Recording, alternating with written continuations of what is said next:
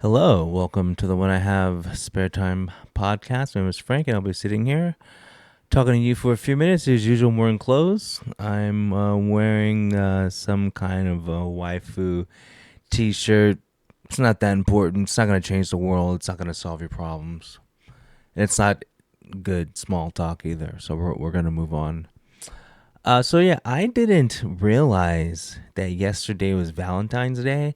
And, I don't realize a lot of the quote unquote holidays because I work on all the holidays, and I'm by myself because I'm working overnight, so I'm working with I'm working with what am I trying to say?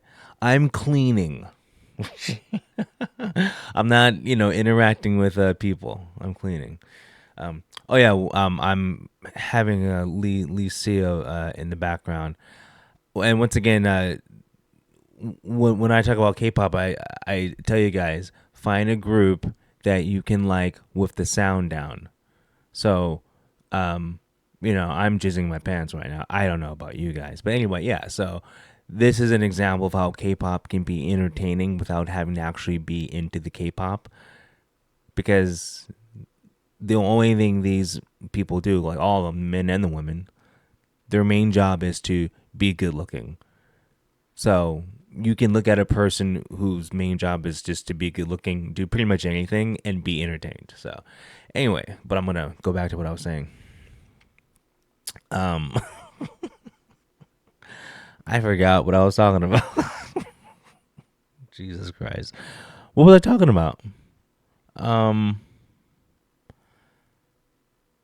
oh yeah, I didn't know it was Valentine's Day because like I work overnight. So anyway, um, yeah, like this Valentine's Day has never been. It's never felt special to me. I've always thought, and I'm talking like the first time I heard about it, I'm like, oh, so this is just a way to get people to spend money on, you know, jewelry or whatever, candies or presents. It's just a way to boost the market. It's just a way like to give the market a little push, a little shot of money, because a lot of people are gonna buy presents for people, but I never felt that. And actually, I recall only celebrating Valentine's Day once. Um, and this is a weird story. I think. Um, I don't think I can tell this story. um, yeah. So like, I think I was like 21 or 22, and for those of you who knew me back then, so I'm in a you know the band, and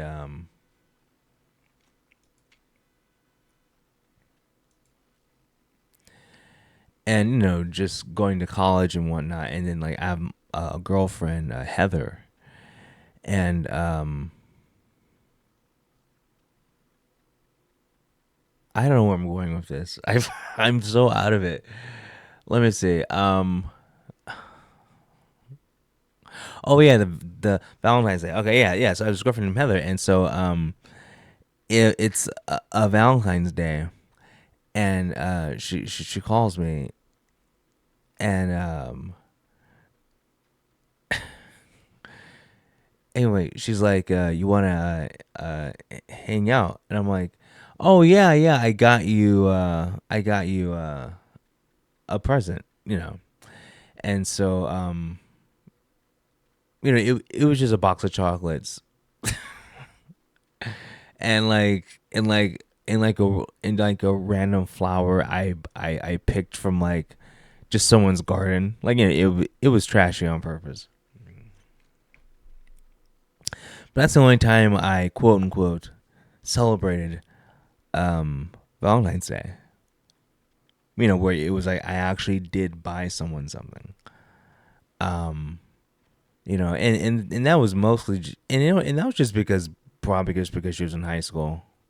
You know, Cause like I think when you're dating an adult, like I remember being in my 30s and having a girlfriend. You're like Valentine's Day like never even came up because it's like adults know it's a stupid holiday. It's just a holiday to get you to feel guilty for being alone, or I mean, I'm sorry, depressed for being alone, and like make you wanna whatever, eat cake, get fat. Okay, so this is what happened. The reason why I was hesitant to tell the Valentine's Day stories because I got to mix up with this other story. So check this out. During that time when I was with her, uh, uh, like we hung out at the Santa Monica promenade, Third Street Promenade. Okay,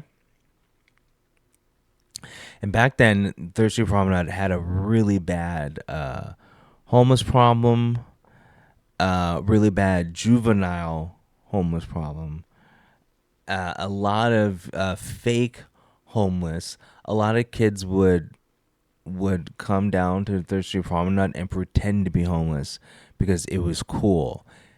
Yes, there was a time where it was fashionable, and we're talking like late. Well, we're talking like mid late '90s, early 2000s, where it was fashionable. It was cool to be a homeless teenager living on the promenade. You know, and like we talk now about clown world, but has it always been clown world?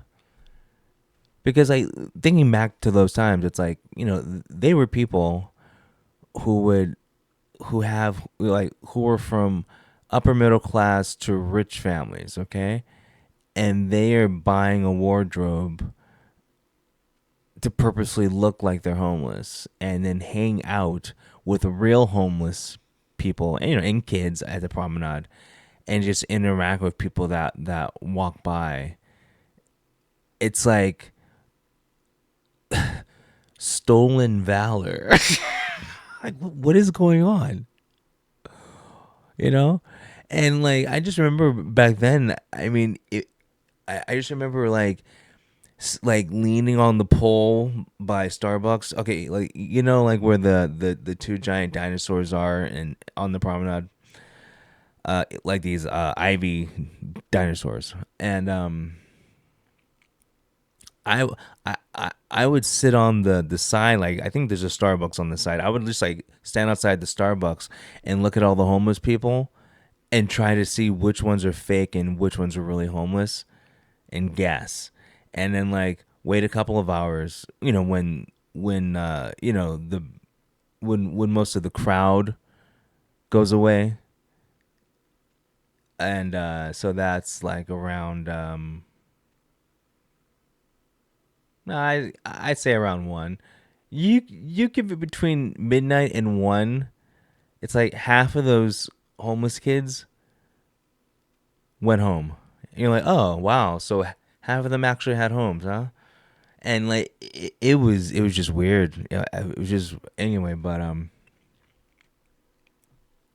so back then like me and I mean back then me and her would do acid all the time because just Santa Monica High was a haven for drugs.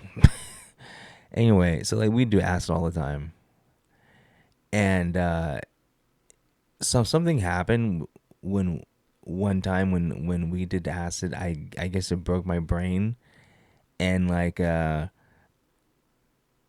it's like I started seeing this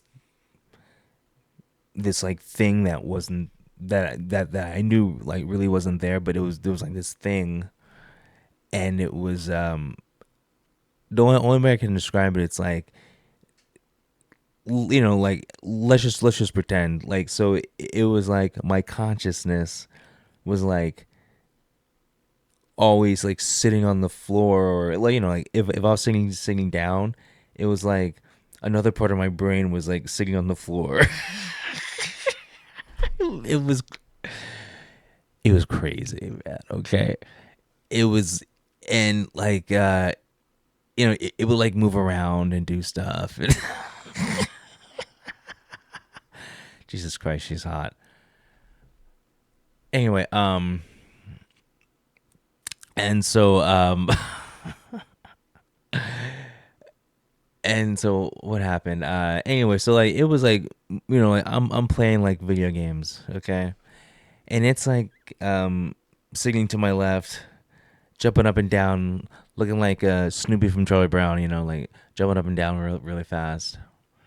And so Heather calls me, my girlfriend calls me. So she's like, Frank, let's hang out. And I look down to my left, and my brain looks back up at me and goes, no, you can't hang out with her. Except it's not my brain though. It's like my conscious. It's not like a little brain. It's I don't know. It's like a little, I don't know. It's like a little fairy or something. I don't know. Anyway, yeah, it's Tinkerbell. It's like Tinkerbell. Okay, so like it's not a brain. It's more like a Tinkerbell. Anyway, so Tinkerbell's like, no, you can't go. And so I tell my girlfriend like, oh no, I can't hang out. She's like, why? I'm like, I just and I look back down, and then Tinkerbell looks back up at me and just shakes my head, and I'm like, no, I just can't go. She goes, you always hang out with me. What do you mean you can't hang out? I'm like, listen, um, Tinkerbell said I can't go, and she's like, who's Tinkerbell? Tinkerbell, she's like my little fairy friend that follows me around and tells me what to do. And then my girlfriend's like, what? Get your ass down here.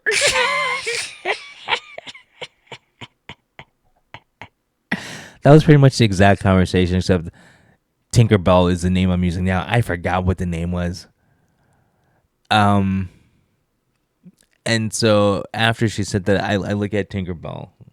I can't believe I'm using the word Tinkerbell. I look at Tinkerbell. I'm like, listen, we should come on. Come on. Let's go. And so she jumps up and hops on my shoulder. So there's yeah. And so we walk to my girlfriend's house. She opens up the door.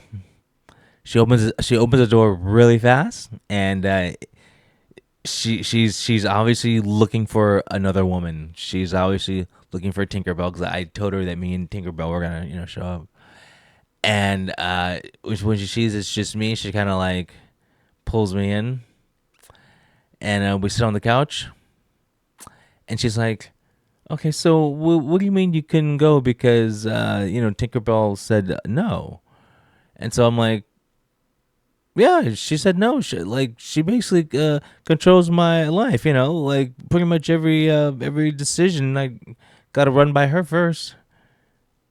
And so my girlfriend's like, like Heather's like, who? And I'm like, her, Tinkerbell.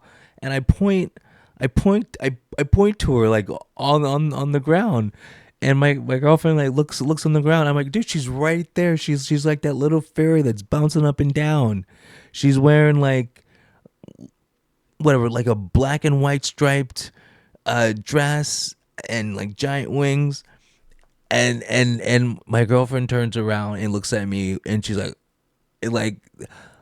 the the look of like, what the fuck, sorrow, depression, anger, and being really scared at the same time was like like her life halted when she's like what the fuck are you talking about? Like, you're crazy. And I'm like, no, we've been doing acid 20 times a week, you dumbass. It's like it's like it won't go away. Like it was literally an acid trip that just did not stop. Like this thing was with me for months. Okay? I'm not gonna be like years. But it was months. 8 months maybe. This thing followed me around. It was like what is going on? It was real, but I knew it wasn't. It was real, but I knew it wasn't real because I just done so much acid. And so my girlfriend was with me the whole time, helping me out. I was like, what the fuck? And it's like thinking back at stuff like that, you're like, wow, man, that was a really good girlfriend because I had literally lost my mind. Like, that's like real. Like that's like something you actually need. Like, you know, that's like real ride or die. Like that's not the bullshit people talk about now. Like, like I need someone to take care of me when I'm high on acid and I'm seeing shit. And I can't make basic decisions for myself. Like I need someone for me then. And then like when you find someone in that situation and they actually do help you out, it's almost like you don't realize, at least in my situation, like I didn't even realize how cool it was. But like looking back, I'm like, wow, she was really cool, or that was just a really cool situation. But I did stuff for her too. But we're just we're it's her turn anyway. But yeah, so I was getting those two stories confused. That's why I was hesitant to tell the story. But then I just told it, so yeah, that kind of didn't make any sense, huh? Right. Anyway, I hope you guys have enjoyed this episode of the One I Have Switch Time podcast. My name is Frank, and I will talk to you later. Peace.